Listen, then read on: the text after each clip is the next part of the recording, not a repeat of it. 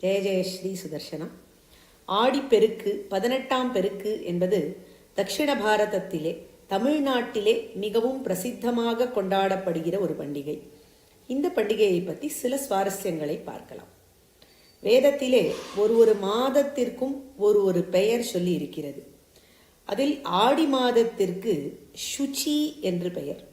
சுச்சி என்றால் தூய்மை, சுத்தி என்று பொருள். பொதுவாக ஒரு விஷயத்தை நாம் சுத்தப்படுத்த வேண்டுமென்றால் அதை பெரும்பாலும் ஜலத்தை கொண்டேயே நாம் செய்கிறோம். அதனால் இந்த சுச்சி என்கிற ஆடி மாதத்திலே ஜலாசயங்களை, நதிகளை கொண்டாடுவது என்பது பொருத்தமாக இருக்கும். நதிகளிலே சிறந்த நதி எது? விக்ராந்தி கேத்துப்பட்டிகா பதவாகினி என்று சொல்லக்கூடிய கங்கை நதி திரிவிக்ரமன் எம்பெருமானுடைய திருவடி தாமரையிலிருந்து கிளம்பிய பெருமையை பெற்றது. யமுனை துறைவனான கண்ணன் எம்பெருமானை தன்னுடைய தீரத்திலே விஹாரம் செய்ய பெற்றவன். ஆனால் இந்த நதிகள் எல்லாவற்றை காட்டிலும் பெருமை ஒரு நதிக்குத்தான் உண்டு என்று ஆழ்வார் நிர்ணயிக்கிறார், கங்கையில் புனிதமாய காவிரி என்று சொல்லி. காவிரி நதிக்கு ஏன் இவ்வளவு பெருமை? கங்கையோ யமுனையோ எம்பெருமானின் அனுகிரகத்தை வேண்டி செல்லவில்லை, அது அவர்களுக்கு தானே கிடைத்தது. ஆனால் காவிரியோ எம்பெருமானை தேடி அவனை நாடி தவமிருந்தாள். அவளுடைய தவத்திற்கு இறங்கி திருச்சேரை என்கிற க்ஷேத்திரத்திலே எம்பெருமான் மாமதலை பிரானாக அவளுடைய மடியிலே தவழ்ந்தான். காவிரிக்குத்தான் கைங்கரியத்திலே ருச்சி அதிகம். ஆழ்வார்கள் எல்லாம் அழகான பாசுரங்கள் அமைத்துள்ளார்கள் இந்த விஷயத்தை பற்றி.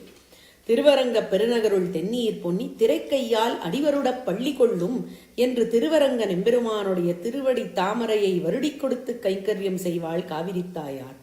கடந்த கால் பரந்த காவிரி கரை குடந்தையுள் கிடந்த எம்பெருமானுக்கு காற்றை வீசி கைங்கரியத்தை புரிவாள். காவேரி என்கிற நதிக்கு காவிரி என்றும் பெயருண்டு. காவிரி என்பது அழகிய தமிழ் பெயர். கா என்றால் சோலை.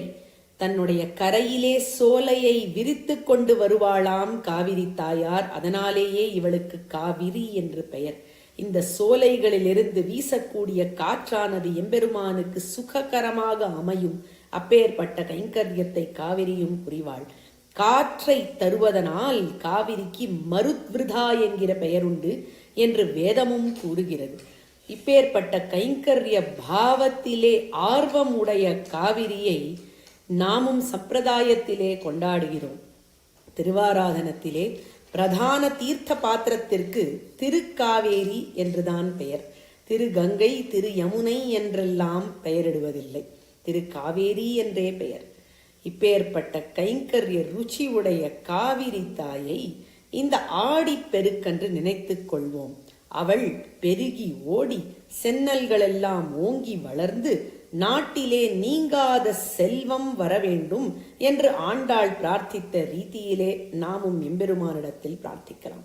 இந்த ஆடிப்பெருக்கு நன்னாள் அன்று பலவித சித்திரான்னங்களை செய்து சர்க்கரை பொங்கல் அல்லது அக்கார வடிசிலை செய்து எம்பெருமானை வழிபடுவது பெரியோர்கள் வழக்கமாக இருக்கிறது.